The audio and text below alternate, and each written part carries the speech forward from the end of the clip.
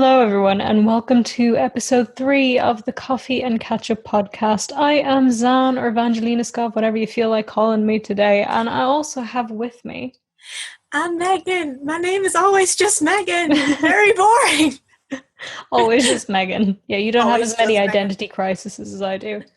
Well, it depends. If weird old people come up to me on the streets or weird men come up to me on the streets, my name is Alex. Okay, fair enough. This is completely off topic of the introduction of this podcast, but I just gotta say, do you remember when I changed my name to Alex and I had everybody calling me Alex? Vaguely, yes. Yes, I mean, it's not technically changing my name because my name's Eva What's your Alexandra. Yeah, you kind of just I used to date a guy in school who exclusively went by his middle name.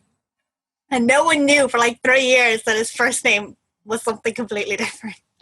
Oh. So using your middle name as a name is not that weird. No, actually, I'm not sure if you know this, but my parents messed that up, and my middle name is not legally Alexandra. My first name is legally Alexandra. Wait, what? My first name is legally Eva Alexandra. That's why it's on all my documents. Oh, you have a double barrel first name. Yeah, because they messed it up. Alexandra instead of Eva middle name. Oh my god.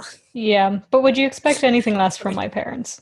I mean, at least Eva Alexandra isn't that weird. It's not as if you have a really long, Vangelina Alexandra, or two Yeah. really long first names. That would be weird. Yeah, thank God. I'm sure in America you're normal. I feel like a lot of American kids have double barrel first names.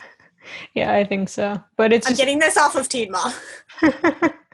Yeah, it's annoying for documents, but you know what? I decided I'm going to use neither of those now. And it's just... Anyway, today's... Cool. It is cool. It sounds cooler than Eva, at least.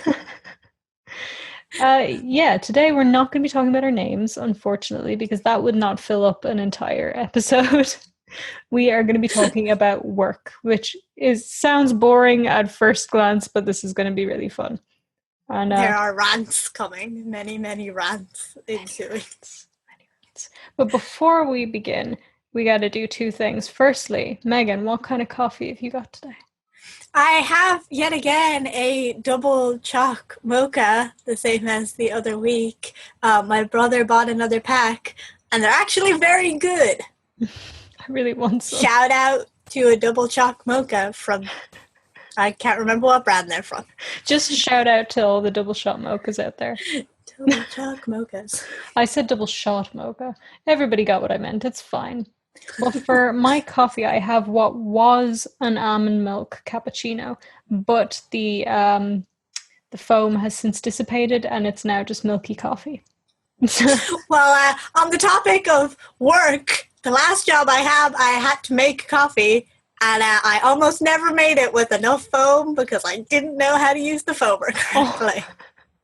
So everybody got a latte. Sometimes it had chocolate on top if you ordered a cappuccino, but it was never foamy enough. Oh, no. I will remember not to ask you to foam me milk then. I'll just do all the milk foaming. Yeah, please do.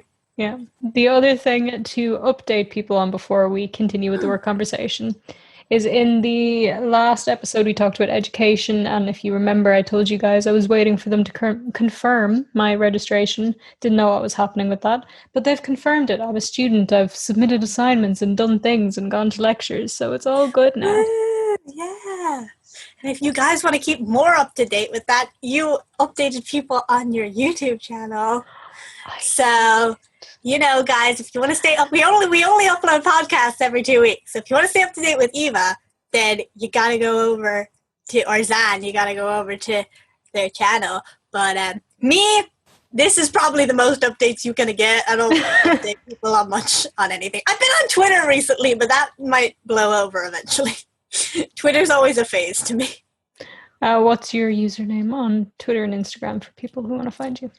Megan_MCGR. It's the same on all social media types. Perfect. And if you want to follow the podcast on social media, it's CACU Podcast on both Instagram and Twitter. So you can follow us there. Yeah, we got to get Zan to say it all the time because I look it up. I try and say it like a radio presenter. I channel my inner radio presenter to say it. I'm like, you do sound... You did sound very like radio, especially like the lead in to the mic. Very like radio presenter. They need to put me on the radio. I want to be on 98 FM. I want to be on Dublin Talks because I listen to that every day for 2 hours every day. Oh, you're listening to Dublin radio in Macedonia? Yes, I am. That's how I keep up to date with what's happening in Ireland. Otherwise, I won't know. So I keep up to date through social media. That's probably not a great method. Nah, it's better than some. It's fine.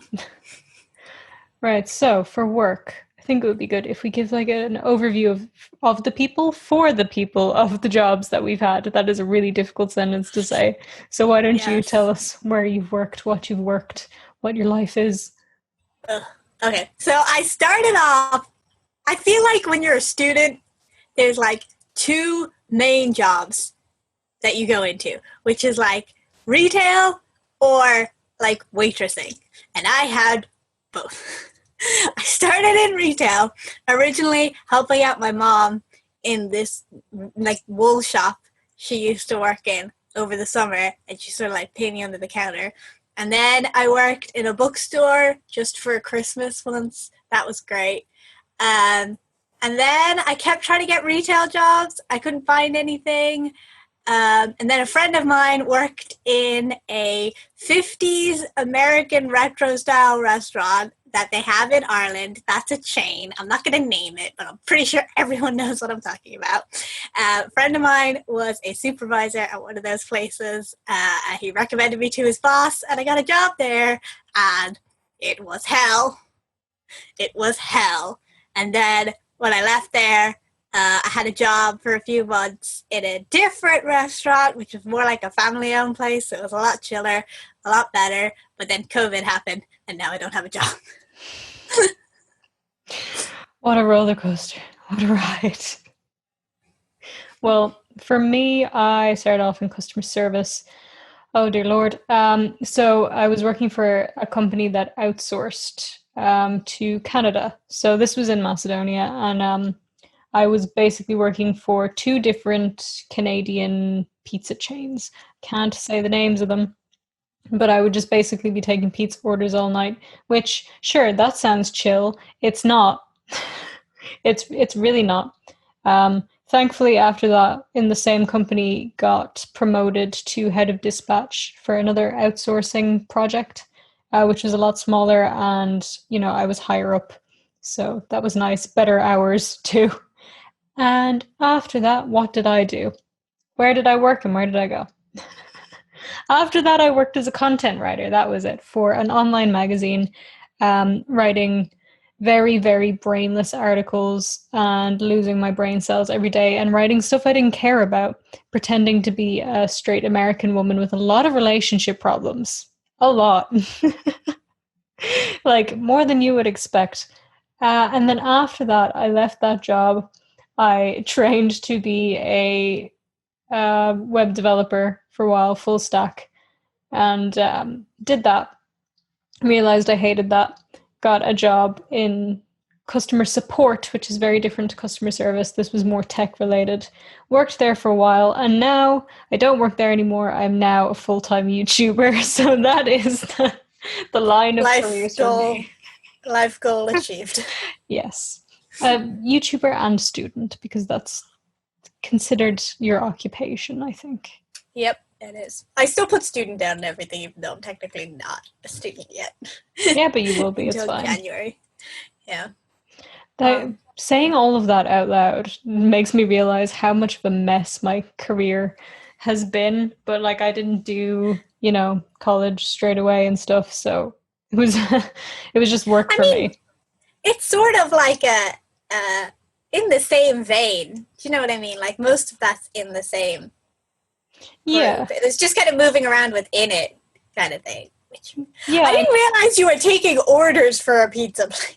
That's so weird. I don't know. I knew it was a pizza thing, but I don't know. I thought maybe it was like tech support for the website. You know the way like when they have apps and websites, if they don't work, you got to call someone. But it seems so weird that you call Macedonia to order a pizza in Canada. You know, it is very weird, but they're a very big chain, and it worked out cheaper, obviously, because you pay Macedonians far less than you would pay Canadians. But we weren't allowed to say that we were in Macedonia, so we had to say we were in Toronto. So I lived in Toronto, apparently. If anybody ever hears Just from me, 9 to 5 when you were in work, you lived in Toronto. oh, I wish I worked Whatever 9 to hours you 5. worked. It was not 9. Well, sometimes it was 9 to 5, like 9 p.m. to 5 a.m. So, and that is some, We've both worked yeah, night shifts then. yeah, we've both worked night shifts, and we both know how absolutely fucking awful night shift is. Yep. At least you didn't have to physically interact with drunk people. No, it was just over the phone, which was easier. So, They're but not great. They're not easy to understand though. At any point, and I'm sure it's difficult on a phone. Then again, though, if they order a pizza and it turns up wrong, they probably won't care. that is true. But you would be surprised how angry people get about pizza. Like, people will call in and be like, "My pizza was cold. This is horrible, sir." And they came to me, and then there was like one less piece of olive than I expected. And like, they would literally, like, I've been called a cunt and a bitch, and like, just had absolute hate spewed at me over pizza that I didn't even make. I know. Like, I don't. Some people get weirdly, like, obsessive about stuff. Like, me and my family, we order takeaway every Saturday. It's like our family thing. We order takeaway on Saturdays. But like a few times we've had issues, and if it's a place that we go to regularly, we'll call them up and be like, "Hey, this didn't get sent," or whatever. But we're ordering for like 5 people because my brother eats like 2 portions. So, it's sort of understandable that something might get lost in the mix. And usually they're like, "Oh, we'll give you credit for next time," or we can like send one of our delivery people out with it now. And like, we'll pick one. But like last week we had an issue with an order, and it was a place we'd never been to before, and it was a place we didn't plan on going back to, so we just let it slide. Because it's like, giving us credit is not useful, and it would take like 45 minutes for it to get here, at which point we've eaten everything everywhere. So there's no point. But I just honestly don't understand the people who call up in a fury about things, because I'm like, this ain't my problem. Or like, at the other place, at the chain restaurant I worked in, we were on the Just Eat app. So like, we'd make food to take away, but Just Eat is the ones who like actually deliver it and everything. We're not responsible for that.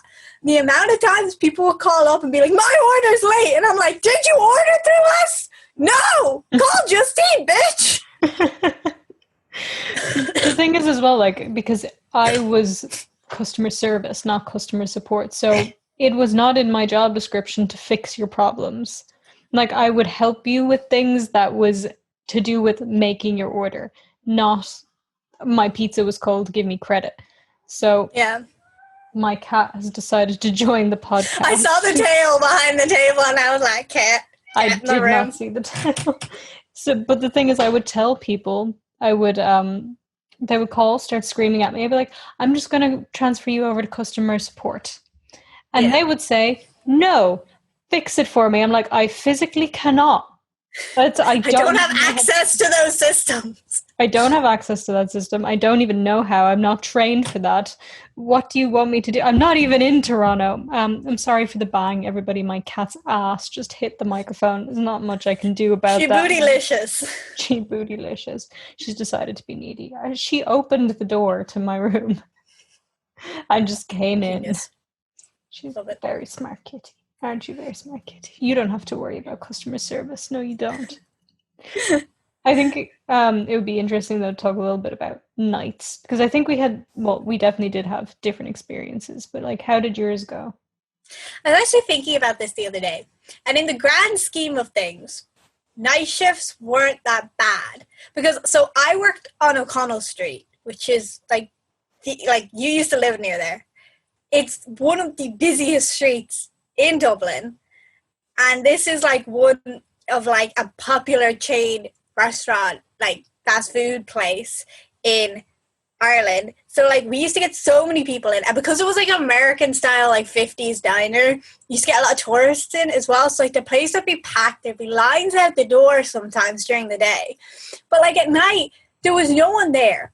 And a lot of the times when there were people there, they were drunk. And they didn't care if we were sitting in the booths chatting to each other because we had nothing to do. You know, like, it was a lot chiller, but at the same time, like, there were issues. We had security at the door, which I think describes the kind of work. I don't ever want to work somewhere where I need to have security on the door ever again, because it's not a fun work environment.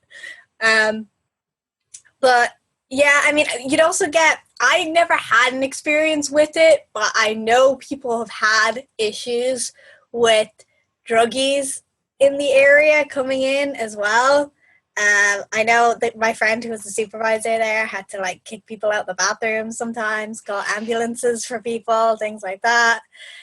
People got in fights. I remember I wasn't working New Year's Eve. One of my friends was working New Year's Eve, and she was saying like there was a huge fight out front, and a friend of ours who'd quit recently like just came to say hi to everyone, and she called him up and she was like, you're gonna have to come around the back and I'll let you in the back door, because there was a huge fight going on out front. Like the supervisors and the security had gotten like in a fight with people, and they had to call the guards and everything. And it's just like, I don't know, it was like the night, like the quiet nights were great, but the other issue with the night shift is it was never just like 11 p.m. to like 5 or 6. Like I think the latest I ever worked was 6 a.m. because the latest we closed was 5, and then it took us like an hour to clean up everything, you know, at the end of the day. But like it was never like, you never just worked the night, like the midnight night shift kind of thing. You always had to work like part of the evening shift as well, which like, anytime I was working a night shift, it was always like an 11-hour shift, like 10, 11 hours. And I'm like, I do not want to be like dead tired, about to fall asleep, and then going out into the pitch black of Dublin night, because that is not safe. I am a lone woman. The only place that is open is the McDonald's next to us, and it got druggies in it, and I really don't want to hang out there until public transport starts running again, because there's a night bus in Dublin that comes every 2 hours, but it stops running at 4. So sometimes I had to leave work early, which I always felt bad about, to catch this 4 o'clock bus. But in retrospect, I was like, I shouldn't feel bad about this. You know this in advance. You should stop calling me in for night shifts. I literally live the furthest away of every single person who works here. Stop calling me in for a night shift. I can do mornings. I don't like getting up early, but I would prefer to get up early than be hanging around Dublin City for an hour at 6 a.m. waiting to get home with a bunch of druggies. So it's just like, I liked the night shift in the sense that there was a lot more camaraderie because we had time to just hang out and chill and chat with each other. And then like when you're doing cleanup at the end of the day when the whole place is closed, you know, you can just sort of like mess around and stuff, because the supervisors that are working the night shift, they don't care. They don't want to be there either. But like everything else about the night shift sucked. Yeah, no, night shifts are hard. The thing is, that customer service job, it was only night shift. Like that was just the hours because it was for Canada, and there was no like getting to hang around with people because it's on the phone. You know, it was literally, besides my breaks, 8 hours, call after call after call after call. There were no breaks. That's why I ended up getting chronic laryngitis, and I had nights where like my voice would be gone and I couldn't leave. Like I couldn't leave until the customers physically could not hear me speaking because my voice was so broken. And then they'd be like, well, there's no point in you being here, I suppose. So it was like really awful. And everybody in that job was exhausted and everybody was depressed. And everyone was like, this is just the absolute worst.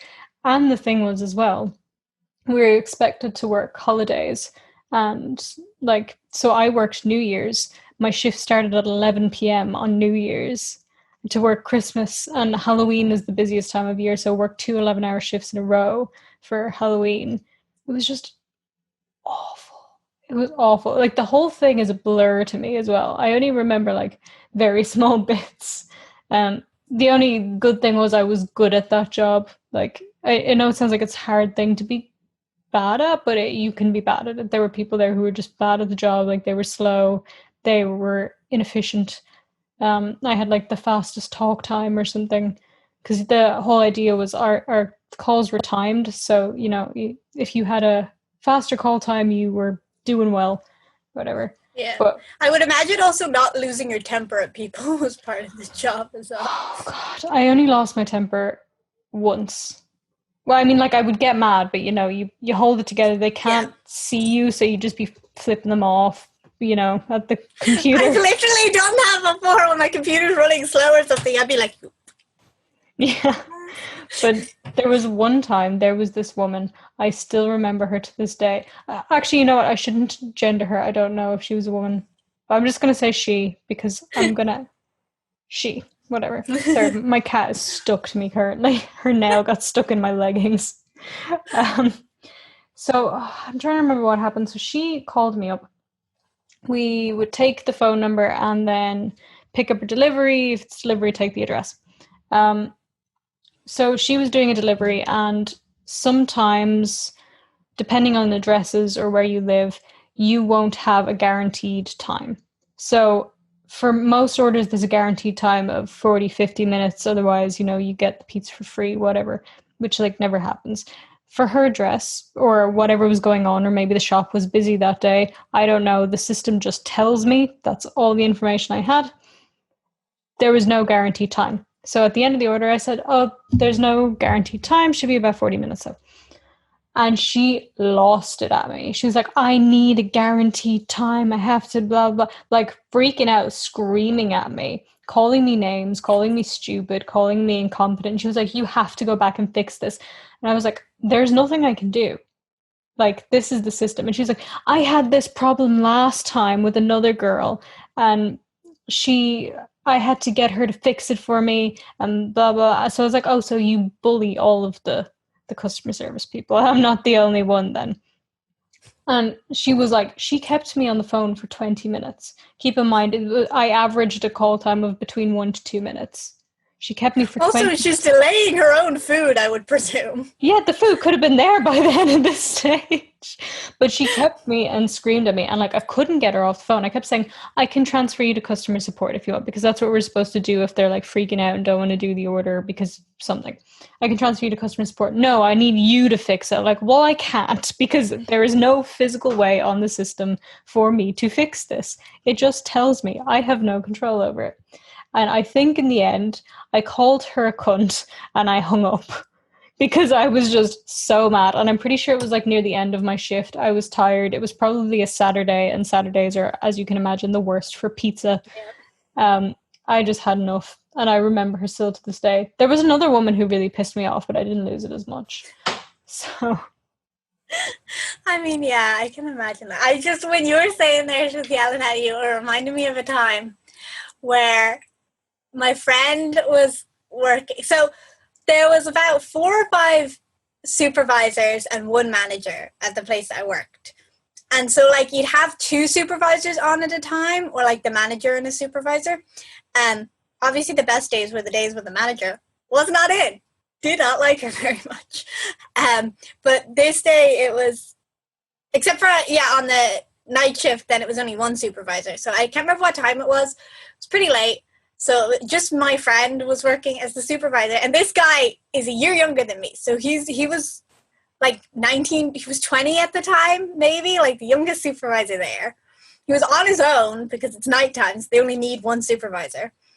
And this guy, I can't remember what happened. He was drunk when he came in, and like security had been like, you might want to keep an eye on him. He seems a bit like he's going to start causing trouble. And so my friend came up to me and he was like, don't worry about that guy. I'll serve him. He said it to like everyone. He was like, I'll take care of him because we need to keep an eye on him so nobody else serve him, so that we don't have any confusion going on about what's happening.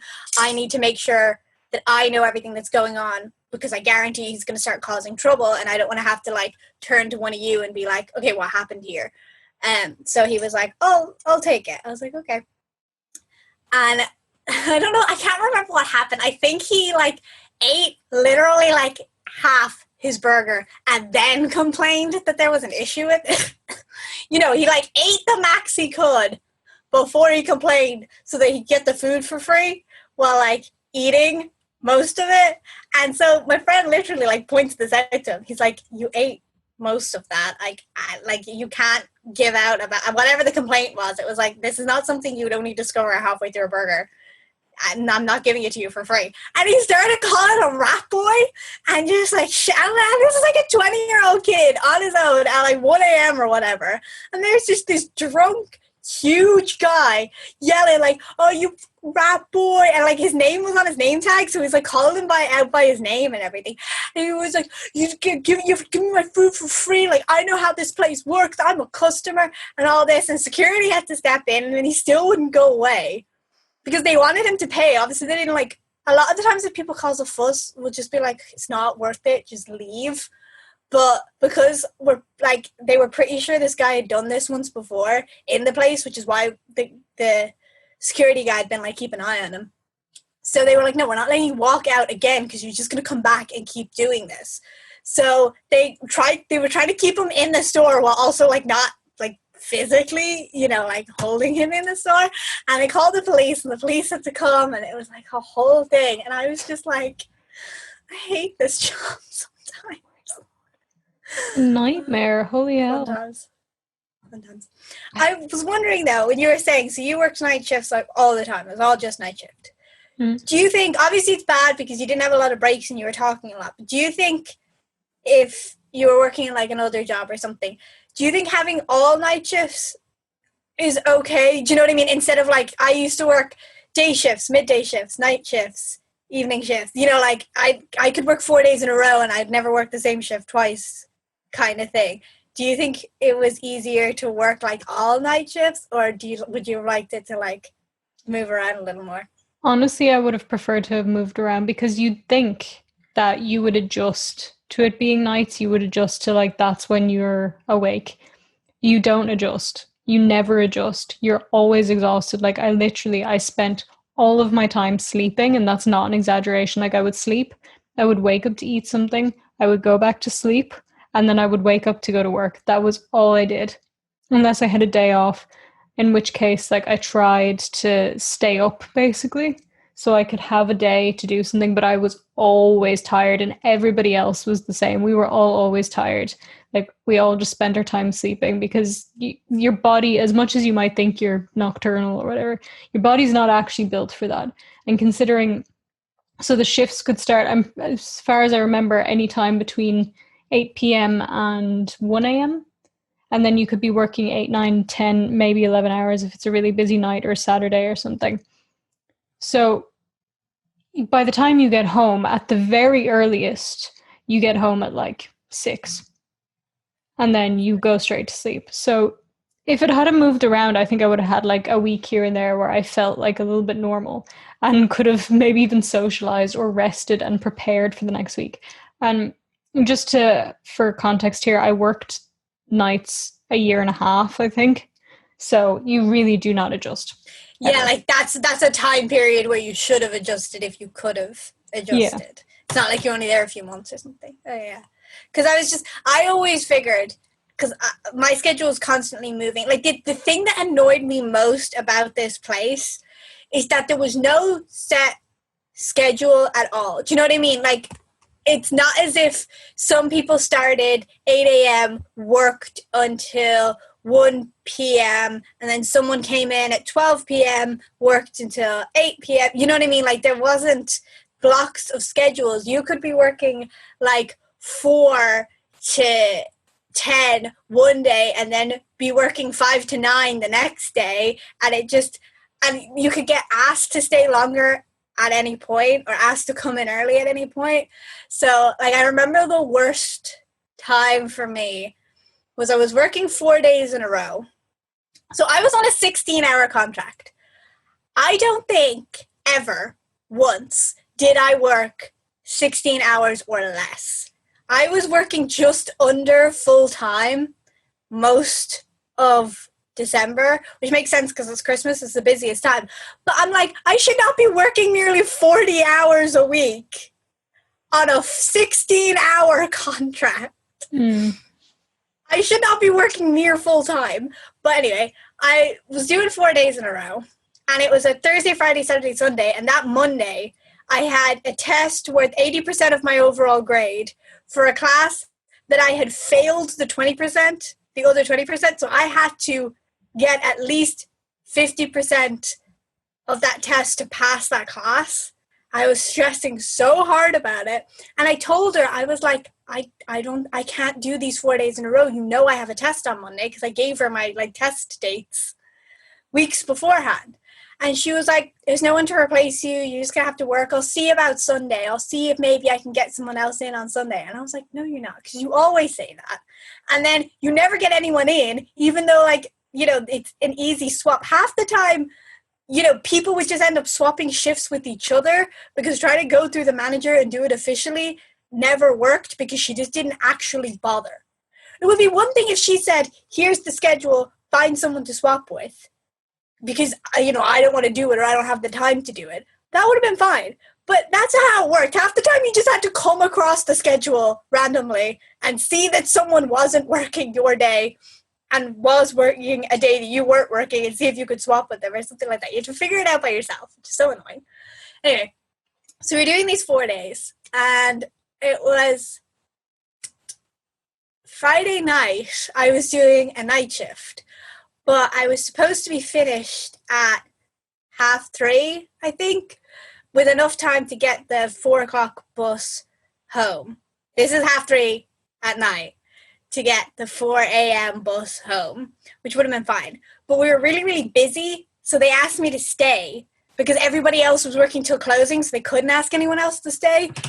And I was like, okay, because in reality, they're not asking you, they're telling you that you have to stay. So I was like, yeah, okay. And originally it was like, oh, just stay a little while, and then, you know, maybe you can just go, like, run and catch your bus. But then when it was getting like 5 to 4, they were like, no, we're going to need you to, like, stay. I was like, okay, fine.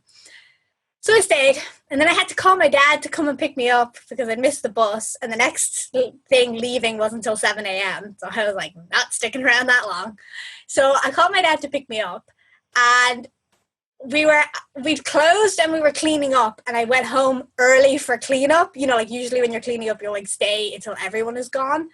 So, but I was like, oh, my dad's here. And they're like, okay, well, we made you stay late. So we don't need this many people really to be helping clean up. So I went home, and then, I mean, it was about 6 a.m. by the time I got home. And I get a call the next morning at 11 being like, can you come in early for your shift? And I was like, I live an hour away, so it's going to be like 12:30 by the time I get in. And they were like, yeah, no, that's fine. Just come in early. And I was like, great. 4 hours of sleep was fun. And then I was supposed to be, so that was Saturday. I went in early Saturday. I was supposed to be working Sunday. I called in sick. And then the next week she was like, if you can take medication for it, if you're fine, you have to come into work. And I was like, hey, bitch, I told you I couldn't work those 4 days. And then you made me come in on 4 hours of sleep, which is illegal. So don't give out to me for calling in sick on Sunday, especially because that Saturday when I was working, my manager was in, which was annoying. And she was like, oh, Megan, like, you need to look happier. You need to look more awake. You look so tired. And I was like, because you're tired. I'm tired. I worked you made me stay late last night, and you made me come in early this morning. I had 4 hours of sleep. Of course I looked tired. And I was like, I literally said to her, I was like, I worked late last night and I came in early today. I'm very tired. She was like, oh, maybe you should put a bit of makeup on. And I was like, oh my God. This is another woman saying this to me as well. And I was just like, you know what?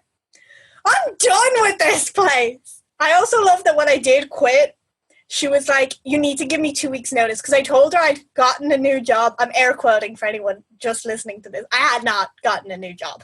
But I told her I had a new job that was starting next week. Because in reality, I was going to London for 3 days next week. And I'd forgotten to tell her. I hadn't forgotten. I knew I was quitting.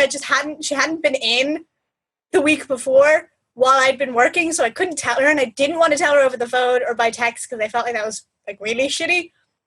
So I was like, okay, I'm going to tell her now. No, this was Sunday. And I had one more full week of work, and then I was leaving like the week after. And like she hadn't been in the rest of the week, so I hadn't been able to tell her before. So I was like, I've gotten a new job. It's starting the Monday after next, so I can't work here anymore. And she goes, you can't do that. You have to give me 2 weeks notice. And I go, because I read my fucking contract. Actually, I'm still in my training period, so I don't have to give you any notice. I can leave tomorrow if I want. And she goes, you have to be fair. And I'm like, you've never been fair to me. Why do I now have to be fair to you? Fuck off. Oh my God. She sounds horrible. So done. I was like, I can't deal with it. And then it turns out the friend that I had, who was the supervisor there, ended up, while we were in, because we were all in London together, a big group of us, and while we were there, he got a call saying that he was moving to a different branch. So I was like, I got out of there at the right time, because I was going to run out of friends very quickly. Oh God, that's awful. Like, that's something else. And so, see, the thing is, that place, everyone who works there are either foreign or students. So they're hoping you're stupid enough not to read your contracts or, know the rules, or that you're desperate enough that you'll stay there even though you do know the rules and stuff. And I think she was just pissed that I read your contract. Read my contract before I signed it, like a normal human being should. Oh my God. What a piece of work, honestly. And I've never called someone a piece of work, but she is a piece of work. The thing that, like, luckily with that company that I worked for, because it was, there was different supervisors depending on the night, which section you were working in. And then there was the main manager, and then the team leads and stuff. So all the supervisors and management were really nice. They were really, really nice. Like the big boss was not, but we never saw him because he didn't live in the country. But all management were nice. But the job I worked after that, my boss was crazy. Like, I need to compose myself for a second. Right. So, like, that job was real easy. It was 6 hours a day. I just had to write, like, 3 articles a day. That was it. It was fine. Like, it was not a hard job. But, so when I got there, there was a camera in the office, which I didn't really think too much about. It was, like, pointing at us, which it's not supposed to do. One of the girls who worked there has a degree in law. And she was like, yeah, that's against the law. It's supposed to be pointing either at the door or at, like, some kind of, like, if it's a shop, at the cash register, the till or whatever. Yeah. So it was not legal. But I didn't really think too much about it because, I just got in there. Apparently what had happened before I had joined, there was a whole big thing about him installing the camera, the boss, because he said he was going to install it. And all the people who were working there were saying, no, we're not comfortable with that. We don't want you to do that. And the girl who it turned out I had replaced got fired, not for this reason, obviously, but she had made a fuss about the camera. She had made the biggest fuss about the camera, and she no longer worked there. So I did. So there was this whole big thing about the camera anyway, and, like, everybody was paranoid that he was, like, watching us all the time, which I think he was. And that people thought maybe he was, like, tracking what we were doing on the computers. Because, like, sometimes you would open Facebook just to check for 5 minutes. Whatever. But a little while after that, he installed a microphone in the office up on the ceiling. Did not tell us. One of the girls saw it. And we all went into the kitchen, like, all of us who worked there, because it was not a lot of us. It was like 4 or 5, to be like, what is this? Like, is that actually a microphone? So we all agreed we would go in and we would talk to him. Like, did you install a microphone? He said, yes, I did. And we said, we're not comfortable with that. And he was like, well, it's there now. And he said he had wanted to put it, he said this to us. He had wanted to put it in the wall so we wouldn't have to see it, but he couldn't for insurance reasons. I'm pretty sure it's illegal to record people without their consent. Yeah, it is. I stopped working there pretty soon after that. I'm like, this is a terrible working environment. And he started singling me out, like me specifically, even though I didn't cause any problems. And I think he wanted me to quit because the company had stopped doing as well. Like financially. They wanted to reduce the numbers, but they didn't want to like let people go. Yeah. So I think financially, like we weren't doing well. And so he started singling me out. He told me I was not allowed to take my phone out of my bag, but only me. And he would give out to me about stuff. Like it was really weird. And I was already like, I had been on the fence of like, do I want to just quit this job with the microphone and the complete invasion of privacy and absolute psychotic man here? And what happened was then as soon as he started giving out about the phone and everything else, I was like, right, I'm going to quit, but I'm going to wait and use up my holidays. I'm going to use them for next week because I had like 2 weeks left. So I went into the office. Like I'd asked him at the start of the day, can I come see you in your office later? He's like, yeah, fine. And I had been planning to tell him I'm going to take my 2 weeks holidays then. And then when I came back, I was going to quit. But as soon as I went in, he was like, he started talking. He was making no sense. He never made any sense, but basically he was letting me go. So he was like, yeah, the company's not doing well, but it took me ages to figure out that's what he was saying because he was not clear at all. Oh, yeah. But the thing was, I was being let go from tomorrow because this is illegal, but when you join the company, he would make you sign a termination agreement preemptively so that he could just sign it whenever and he could let you go immediately, which is not legal, but I just signed it. I don't know what, I'm never going to do that again, but to be honest, I was happy. I was like, oh, well, now I don't have to quit because, quitting is like really scary.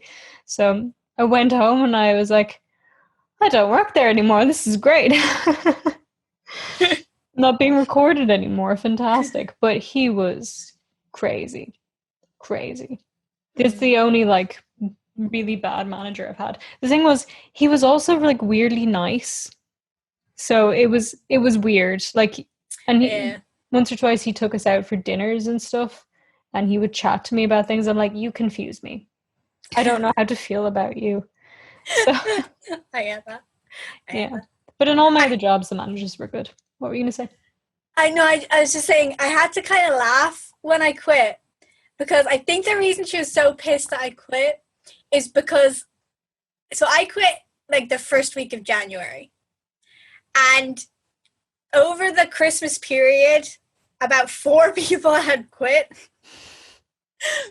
And the only people they hired a bunch of people, like me included, before Christmas. Now, I got hired in October. I was like the earliest Christmas hire, like for the Christmas rush. And then there was like 2-3 other people hired like a month or two after I got there for the Christmas period. So like now that the holiday period was over, they had enough staff because obviously they'd overhired, in anticipation of how busy it was going to be Christmas.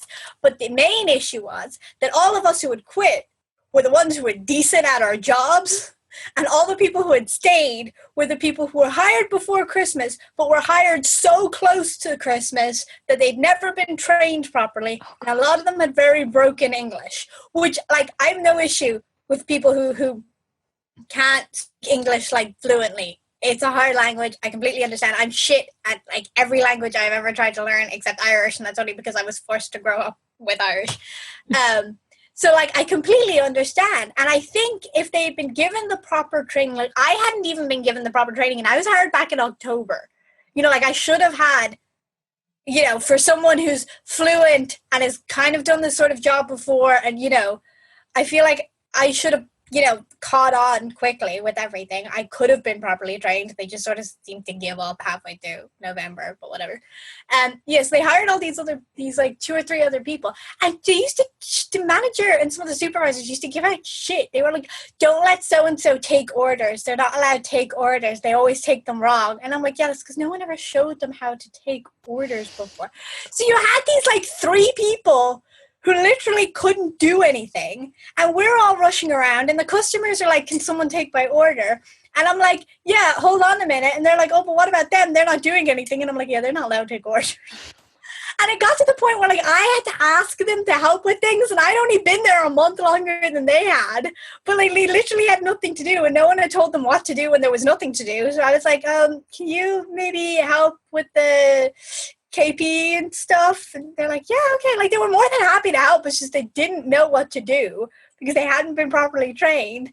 And so I had to laugh when I left because I was counting it up, and I'm like, especially because my friend who was the supervisor ended up getting moved to another store. So I was counting it up, and I was like, there is like 3 competent people left, and there is no way you can spread them across all the shifts. So you're going to have some shifts with some duds for a while, and that is your fault.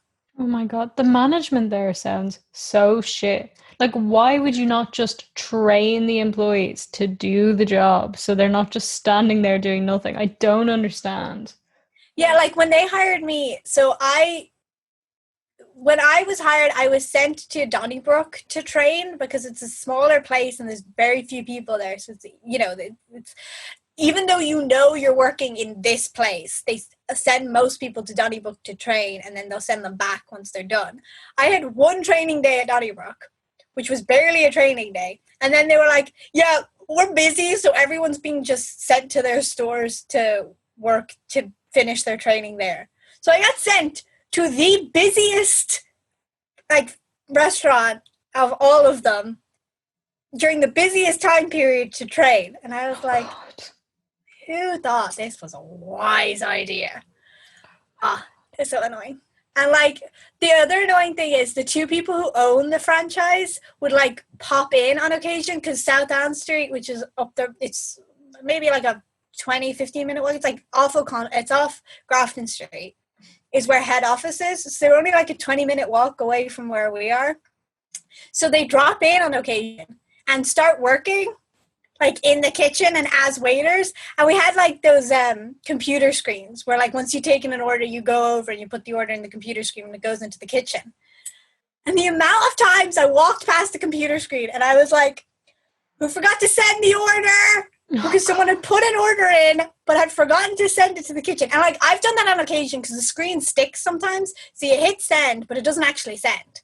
So, the first few weeks, I maybe did that once or twice, but then, you learn to wait and make sure it actually sends. But the amount of times you'd walk past, you're like, who did this? And then you realize it's the guy who owns the place. So you can't give out because he owns the place. But you're also like, can you please fuck off? Because you don't know what you're doing. Oh my God. And then his wife's there in the kitchen helping the chefs. And the chefs are like, fuck off. Oh my God. And you're just like, leave. And then she used to pop in on occasion. And I'm just like, can you not? Please? Oh, dear Lord. I gotta say, though, my current manager is the best manager I've ever had because I'm self-employed now. And I know what I'm doing. And I'm very lenient when I need breaks or time off. Yeah, like I liked the place I was working last because, like I said, it was just like a family run. It's a cafe during the day, but it's like a bistro restaurant at night. So I was working at night, and the upside of working at night is that I had a set schedule. It wasn't like changing every week. It wasn't like doing crazy shit. I didn't get my schedule on Sunday, even though I might be working the next Monday, which was like one of the annoying parts with the last place I worked is I could never plan things ahead. People would be like, oh, you want to hang out next week? And I was like, gotta wait till 12:30 on Sunday. And then maybe I'll have my schedule, but maybe not because sometimes they're late with it. So, but like with this last place I was working, I worked 5 to 9 and sometimes I'd have to stay longer, like depending on if, there was customers there or if the place needed like a deeper clean or whatever. But it was 5 to 9, 4 days a week. It was perfect. And then I got fired. I didn't get fired. Me and my brother, so my brother worked as sort of like the chef's like assistant, like a prep chef in the kitchen. And I worked as a waitress. And because the place was so quiet, I was the only waitress. So I was like the guy who owned the place was there, but he was always sitting in the corner. Half the time he was napping, which was slightly hilarious because we always used to take pictures of him. And he'd like have people coming in and out because he owned like a packaging plant and he owned like a few different business. Like we were in an industrial park, so he owned a few businesses like around us, so we'd have like different people coming in. And like, he was one of those people who knows everyone. Do you know what I mean? Like some people will be like, "Oh, I was just driving by, thought I'd see so and so was here," and I was like, "Yeah, he's in the back." You know, like it's one of those kind of like community places. So like he didn't really care what I was doing as long as I was doing my job and I wasn't like bothering people. So I was kind of like in charge of myself because he wouldn't tell me like when to do things and when not to do things. And like the chefs used to just be like, "You want food?" And I'd be like, "Yeah, sure." And they'd like make me a whole dinner for free and all this stuff. And like I got to make, because most of the price of coffee, surprisingly, is actually making the coffee. So if we wanted drinks from the fridge, like Coke or 7-Up or anything like that, we had to pay half price for it. But when it came to the coffee, he was like, "There's no point in you paying a couple of cents for that because most of the price of it is you making it." So we got that for free. My brother and I tried out a lot of different types of coffees to find what we want because I had to make them all. So, you know, it was just a nice kind of chill place. And because of COVID, it was quite quiet. Like my brother had worked there before COVID. I had only started after lockdown. The first lockdown had lifted. And he was saying, "Oh, yeah, there used to be 2 waitresses and it used to be a little more busy. But because of COVID, there was only 1 waitress. There was only me now, and it was a little less busy. But because I was the only one there, it was sort of like evening out, I think. And it was nice because you had like your regulars who came every Thursday, and they have a nice chat with you. You know, it was just a nice, chill place. But like it went from being slow to kind of like reaching the point where maybe 2 out of the 4 days it was a little too busy for me to handle alone. But because it was only 2 days, like you couldn't really hire someone because you're never sure, you know, when that was going to happen. Then it started going downhill again. And so he eventually came in to me and my brother one day and he was like, "I'm really sorry, but I'm going to have to let the 2 of you go because we're closing the bistro because it's just not doing well." And we were like, "Okay." But then the next week we went into lockdown. So technically I never left. Because I still had 2 more weeks of work, and then a week into those 2 weeks we got closed down because of lockdown. So technically I still work there, which is why I'm eligible for COVID pay. And why I've still got it on my CV. That's fine. You work I feel bad because like the last place I worked, I only worked there for 4 months because it was like so terrible. And like most of that 4 months was like over, you know, a break, you know, like over the Christmas break kind of thing. And the reason I quit is because, well, A, I hated it, and B, I'd been struggling when I only had 2 exams and very few classes. I was going into semester 2 and I was like, I have way more classes this semester and way more assessment, and I can't do this because she doesn't care about anything that I'm doing. Even though, like, when I started, she was like, "Oh, yeah, no, be sure to work around everything." Liar! Anyway, so I was like, yeah, I got to quit because this is going to start impacting on my education, and there's no point in me working here. I was working there to get spare money so that I could, like, have lunch with my friends, go out sometimes with my friends, but I couldn't because I was always working. So I was like, there is really no point in me being here, and I've saved up quite a bit of money because I haven't been going out. So it's fine. So yeah, I'd only been there 4 months. And then this place, I'd only been there 4 months as well. So I was like, I'm going to keep it on my CV until January when I move to the UK and just hope that no one calls me out on the fact that I couldn't possibly have been working those last 3 months. It's fine. Nobody will know. Everybody lies a little bit on their CV, I think. Like, I don't really have to hand around CVs at the moment, so I guess that's fine. If I was to apply for a new job, I'm trying to think if I would actually change anything. Would you list YouTuber as your current profession? Oh, oh God, I didn't think about this. Because otherwise it's like a blank spot on your CV where you're not doing anything. Yeah, which might also look bad. Yeah, I don't think I would write YouTuber because that just opens up a lot of questions. I think I would say media expert, content creator, and social media manager. Yeah, because that's what I'm doing. That's what you're doing. Yeah. Yeah. If I say YouTuber, they're just going to be like, that's not a job, dude. I'm like, actually, it is. Yeah, also, I always feel like saying I'm a YouTuber sounds kind of pretentious, even though, like, it's not. But But I it just just feel sounds like it. it sounds pretentious. Yeah. Oh God. The I same with hate my, saying it.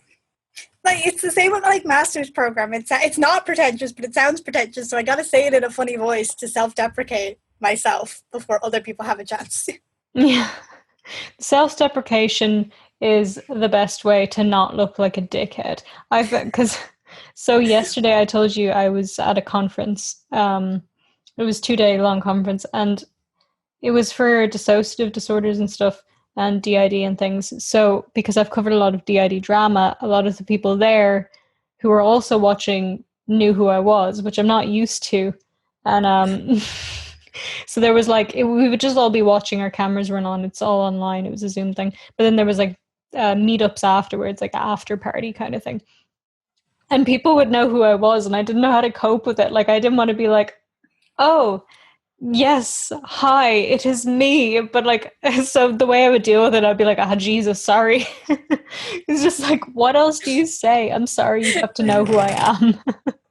I also think there's a bit of an Irish mentality of, like, you could be the most famous person in the world and you'd still be like, nah, dude, I'm shite. Don't know what you're on about. Yeah. Shite. I think even Jacksepticeye still does that, and he's at what, like 23, 24 Yeah. million subscribers. It is a very Irish thing to do. And like, also there was the after bit yesterday, which was the final bit. So there was like a lot of people there with their cameras on, and as soon as I joined, somebody went Vangelina, and I couldn't tell who it was. I thought I knew who it was, like somebody that I actually talked to, but I couldn't tell, and I didn't know what to do, so I just went hi. Like it was weird. It was weird. It turned out it was the person I thought it was, so that was fine because we actually talked to each other on occasion. It wasn't just Yeah. a random person who got excited, because that I wouldn't know how to deal with that. I'd be like, why are you excited? It's I was just like, I was on a Zoom conference a few weeks ago for archaeology stuff. And one of the guys talking is a professor in the course that I'm going to, which is like a reason why I was watching it. Also because like it's on the stuff that I'll be studying. So the first guy did his presentation, and then the second guy was doing his presentation, and he was talking about like yada yada this, and this is what we're kind of looking at in Bradford at the moment. And he mentioned this skeleton that my friend did her dissertation on. That her whole dissertation is on this child skeleton, and he was like, and like there's some high up, like the guy that one of the wings is named after is also doing a lot more in-depth study of this skeleton. So he was talking about that. He was like, oh, Professor so-and-so, famous guy, whatever, is studying this, but also Kiara has just finished her dissertation on this and yada yada. And we were on one of those ones where it's like you can only see the presenters screen, like no one else can see it because it's a conference. So I texted her after us. I was like, oh my god, congratulations for the shout out, because like this is a conference full of like other people in our field kind of thing. So it's probably very good for her that he shouted her out. She was like, oh my god, I got so freaked out, and even though I wasn't on camera, I felt like I was on camera, and I was like, ah! I was like, can't imagine. Yeah. Good shout out though. Yeah. No, but it's still great, even if she got freaked out. That's actually quite amazing. I think it's better that you're not on camera though, because I feel like if I had been on camera, if that was me and I'd been on camera, I'd just been sitting there listening, and then all of a sudden someone would say my name and I'd be like, What do I do? Video off!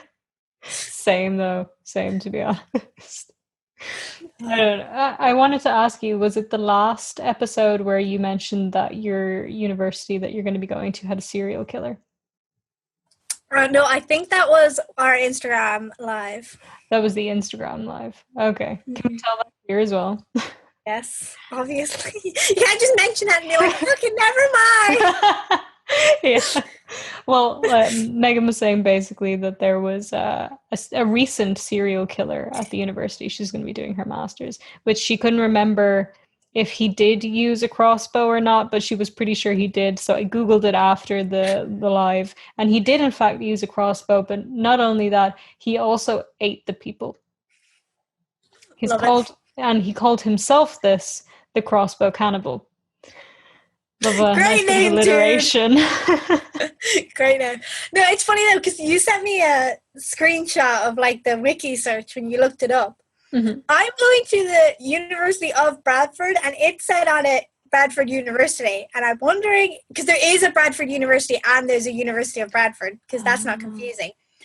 But I was fairly sure he was in our university, because the friend who told me, or in my university, because the friend who told me, it said like he worked in a lab either like above or below the labs that the people from my degree use.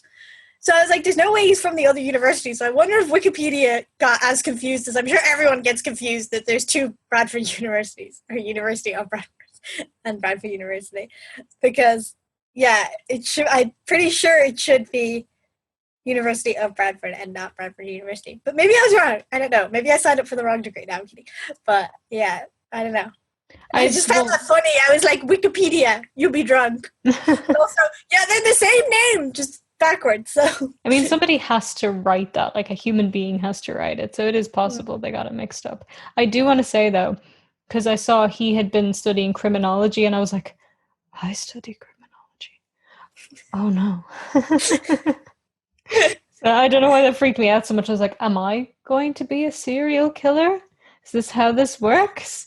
And also I actually had to do I didn't do this, but I had to do this assignment for my criminology thing where we had to write about current criminologists.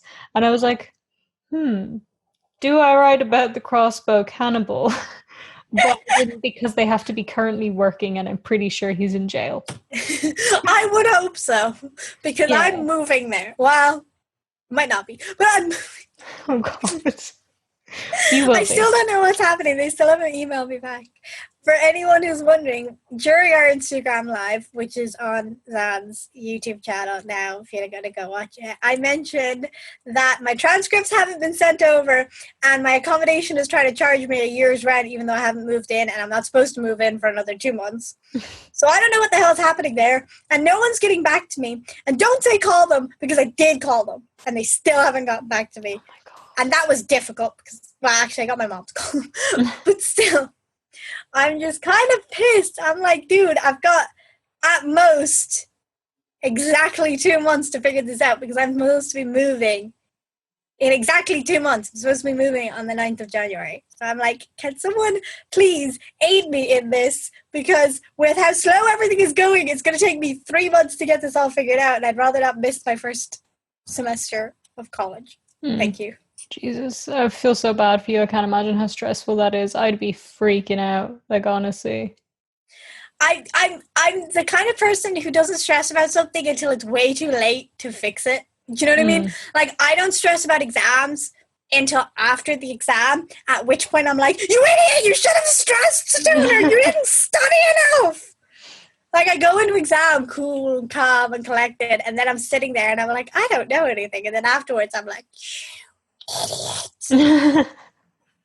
Well, luckily I only have, this is completely off topic now, but I only have one exam for this semester and it's online. For the other classes, they're doing like essays and continuous assessment and stuff.